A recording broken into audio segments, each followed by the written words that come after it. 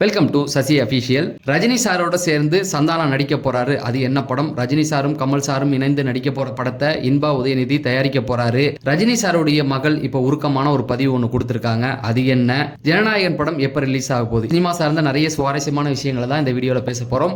நீங்க நம்ம சேனலுக்கு புதுசா இருந்தா சேனலை சப்ஸ்கிரைப் பண்ணிட்டு வீடியோ லைக் பண்ணிருங்க. ஃபர்ஸ்ட் எடுத்தோடனே விஜய் சாருடைய ஜனநாயகன் படம் எப்ப ரிலீஸ் ஆக போகுது? விஜய் சாருடைய ரசிகர்களா இருக்கட்டும், தொண்டர்களா இருக்கட்டும், எல்லாரும் அவளோட காத்துக்கிட்டு இருக்காங்க. அதுக்கு மிக முக்கிய காரணம், அது அவருடைய கடைசி படம். அதுல அவருடைய சம்பளமே 220 கோடி. ஒரு தயாரிப்பு நிறுவனம் சம்பளம் கொடுத்திருக்குன்னா அதுக்கான விஷயங்கள் நிறைய இருக்கு அப்படிங்கிறது தான். அந்த படத்துக்கான வசூல் அந்த அளவுக்கு இருக்கும் அப்படிங்கிறது தான். அதுக்காகவே எல்லாருமே காத்துக்கிட்டு இருக்காங்க. அந்த படம் தணிக்கை குழு பிரச்சனை அப்படின்னு சொல்லி கோர்ட்டுக்கெல்லாம் போய் அதுக்கப்புறம் திரும்ப தணிக்கை குழுவே பாருங்க அப்படின்ற மாதிரிலாம் விஷயங்கள் போய் படக்குழு போட்டிருந்த அந்த கேஸை வாபஸ் வாங்கினதுக்கு அப்புறமேட்டுக்கு இன்னும் கூடி சீக்கிரம் அந்த படம் ரிலீஸ் டேட் அறிவிக்கப்படும். அந்த தணிக்கை குழு அதுக்கான அவங்க சொன்ன அந்த சில கரெக்ஷன்லாம் பண்ணிட்டாங்க அப்படிங்கிற மாதிரி தான் செய்திகள் வந்துட்டு இருக்கு. அதனால கூடி சீக்கிரம் இந்த படத்தை ரிலீஸ் பண்ண போறாங்க. நமக்கு கிடைச்ச தகவல் படி பார்த்தீங்கன்னா அடுத்த வாரம் 20ஆம் தேதி கன்ஃபார்மாக இந்த படம் ரிலீஸுங்க அப்படிங்கிற மாதிரி செய்தி கிடைச்சிருக்கு. தளபதி ஃபேன்ஸ் எல்லாருமே ரொம்ப ஹாப்பியாக இருப்பாங்க அப்படிங்கிறது தான்.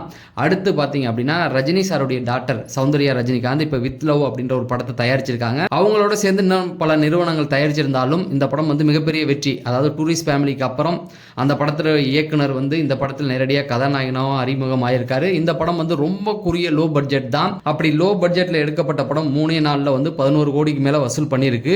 இதுக்கு அந்த படத்துடைய தயாரிப்பாளர் சௌந்தர்யா ரஜினிகாந்த் என்ன சொல்லியிருக்காங்கன்னா, சினிமாவில் நான் 15 வருஷமா இருக்கேன், எனக்கு ஒரு வெற்றி கூட கிடைக்கல. ஏன்னா கோச்சடையான்ல அவங்களுடைய பயணம் ஆரம்பிச்சது. என்னதான் ரஜினி சார் வீட்டில் இருந்தாலும் அதுக்கப்புறம் தனுஷை வச்சு VIP 2 பண்ணாங்க. எந்த படமுமே அவங்களுக்கு கை கொடுக்கல. ஆனால் இந்த லோ பட்ஜெட் படம் அவங்களுக்கு கை கொடுத்துருக்கு. அதை தான் அவங்க மென்ஷன் பண்ணியிருக்காங்க.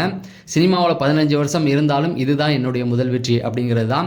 ஏன்னா இன்றைக்கி காலகட்டத்தில் பார்த்தீங்கன்னா எல்லாருமே பெரும் பட்ஜெட், பெரிய பட்ஜெட் அப்படின்னு சொல்லி பெரிய ஹீரோ பின்னாடி தான் ஓடிட்டு இருக்காங்க. ஆனால் நம்ம எதிர்பார்க்காத வெற்றிகள் சின்ன சின்ன பட்ஜெட்டில் சினிமாவில் முகம் தெரியாத நபர்கள்ட்டேருந்து தான் வந்துகிட்டு இருக்கு. ஸோ தரமான படம் எப்போதும் ஜெயிக்கும் அப்படிங்கிறதுக்கு வித்தில் உள்ள இதுக்கு முன்னாடி நிறைய படங்கள், லவ் டுடேவாக இருக்கட்டும், இப்படி நிறைய படங்கள் தொடர்ந்து சொல்லிக்கிட்டு தான் இருக்கு. பார்ப்போம் இதுக்கப்புறம் தமிழ் சினிமாவில் தரமான படங்கள் குறைஞ்ச பட்ஜெட்டில் வருதா அப்படிங்கிறத பார்க்கலாம். அடுத்து பார்த்தீங்கன்னா ரஜினி சார் கூட இணைந்து சந்தானம் நடிக்க போறாரு அப்படிங்கிற ஒரு செய்தி வந்துகிட்டு இருக்கு. அதாவது நெல்சன் இருக்கிறார் இல்லையா, ஜெயிலர் 2, இந்த படத்தில் தான் சந்தானம் நடிக்க போகிறதா சொல்கிறாங்க. இது இப்போ தான் இந்த நியூஸ் வந்தது. அதுக்கு படக்குழு என்ன சொல்லியிருக்காங்களா, அவர் காமெடியனாக நடிக்க போலங்க, அவர் கேமியோ தான் பண்ணுறாரு அப்படிங்கிற மாதிரி சொல்கிறாங்க. சந்தானத்தை பொறுத்த வரைக்கும் அவருக்குன்னு ஒரு பெரிய மார்க்கெட்டே இருந்தது.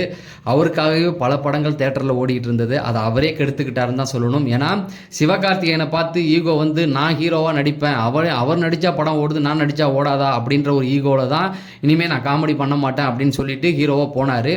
அவருக்கு குறிப்பிட்ட ஒரு சில படங்கள் கை கொடுத்துச்சு. ஆனால் பெரும்பான்மையான படங்கள் அவர் கை விட்டுடுச்சுன்னு தான் சொல்லணும். அதுக்கப்புறம் கொஞ்சம் இறங்கி வந்தார். சிம்பு கூட நடிக்கிறதா சொன்னார். அஜித் சார் கூட ஒரு படம் பண்ணுறதா இருந்தாங்க. அந்த படம் கைவிடப்பட்டுடுச்சு. அதுக்கப்புறம் சிம்பு கூட நடிக்கிறதா சொல்கிறாங்க. அதை பற்றின அப்டேட் இப்போ எதுவுமே வரல. இப்போ ஜெயிலர் 2ல் ரஜினி சார் கூட நடிக்க போகிறாரு அப்படிங்கிற மாதிரி சொல்கிறாங்க. அவர் வரப்போகிற அந்த ஒரு சில நிமிடங்கள் காமெடி பக்காவாக இருக்கும் அப்படிங்கிற மாதிரி தான் செய்திகள் வந்துகிட்டு இருக்கு. பார்க்கலாம் சந்தானத்துக்கு இந்த ஜெயிலர் 2 கை கொடுக்குது. ஏற்கனவே எந்திரனில் ரஜினி சார் கூட நடிச்சிருந்தாரு. அதில் பெரிய அளவுக்கு காமெடி இல்லைனாலும் ஓரளவுக்கு சந்தானத்துடைய போர்ஷன் நல்லா தான் இருந்தது. இந்த படத்தில் ரஜினி சார் கூட இணைந்து என்ன பண்ணுறாரு அப்படிங்கிறத பார்க்கலாம். அடுத்து பார்த்தீங்கன்னா ஜெயிலர் 2லேயே ஷாருக் கான் நடிக்க போகிறாரு அப்படிங்கிற மாதிரி செய்தி வந்துகிட்டு இருக்கு. ஸோ கண்டிப்பாக ஷாருக் கான் நடித்தா இதோடைய வசூல் வேற லெவலில் போய் நிற்கும். அந்த வசூலை கண்டிப்பாக 1000 கோடி தொற்றும் அப்படிங்கிறது தான். ஏன்னா தமிழ் சினிமாவிலேருந்து இன்னும் 1000 கோடி எந்த படமும் போய் தொடலை. கண்டிப்பாக ஜெயிலர் 2 தொற்றும். அதுக்கான முயற்சிகளில் தான் படக்குழு இறங்கிட்டு இருக்காங்க. ஏன்னா ஷாருக் கானுடைய மார்க்கெட் ஹிந்தியில் வேற லெவல் இருக்கும். ஏன் இந்தியா அளவுலேயே பெரிய இதுதான். இந்தியாவை தாண்டி அப்ராடு நிறைய இடங்கள் அவருக்கான மார்க்கெட் பெரிய அளவில் இருக்கு. கண்டிப்பாக இந்த படம் ஜெயிலர் 2 1000 கோடியை தொற்றும் அப்படிங்கிறது தான். அடுத்து பார்த்தீங்க அப்படின்னா ரஜினி சாரும் கமல் சாரும் 40 வருடத்துக்கு அப்புறம் இணையும் படம். இந்த படத்தை தயாரிக்க போகிறது இன்பா உதயநிதி தான் தயாரிக்க போகிறாரு அப்படிங்கிற மாதிரி செய்தி வந்திருக்கு. பட்ஜெட் ரொம்ப பிரம்மாண்டமாக இருக்கும் அப்படிங்கிறது தான்.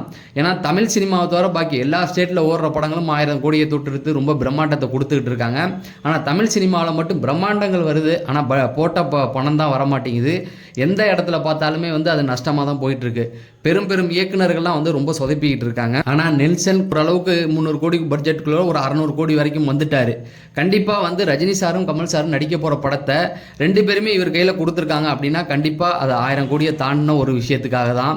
ஏன்னா இவங்க 2 பேரையும் வச்சு படம் பண்ண அவரால் முடியும் அப்படிங்கிறது தான். எதுக்கு சொல்கிறேன் அப்படின்னு பார்த்தீங்கன்னா, இப்போ இந்த படத்துக்கான ப்ரோமோ ஷூட் வந்து முடிஞ்சிருச்சு அப்படிங்கிற மாதிரி சொல்கிறாங்க. அதாவது ரொம்ப ஃபன்னியாகவும் ஜாலியாகவும் எடுத்த மாதிரியும் சொல்லிகிட்டு இருக்காங்க. அதுக்கான அப்டேட் இன்னும் கொஞ்சம் நாளில் வந்துடும். இந்த படத்தை வந்து எலெக்ஷனுக்கு முன்னாடியே இந்த படத்தோடைய ஷூட் வந்து ஆரம்பிக்க போகிறதா சொல்கிறாங்க. ஏன்னா எலெக்ஷனுக்கு அப்புறம் எப்படி வேணால் விஷயம் மாறலாம், அதனால் இப்பயே ஸ்டார்ட் பண்ணிடலாம் அப்படிங்கிறதுனால தான் எலெக்ஷனுக்கு முன்னாடியே இந்த படத்தை வந்து ஸ்டார்ட் பண்ண போகிறாங்க. ரஜினி சாரோடைய 173வது படம் சிபி டான் படத்தை இயக்குனார் இல்லையா, அவருடைய படத்துக்கு முன்னாடியே இந்த படத்தோடைய பூஜையெல்லாம் போட்டுட்டு படத்தை வந்து கொஞ்சம் ஆரம்பிச்சிருந்ததா சொல்கிறாங்க.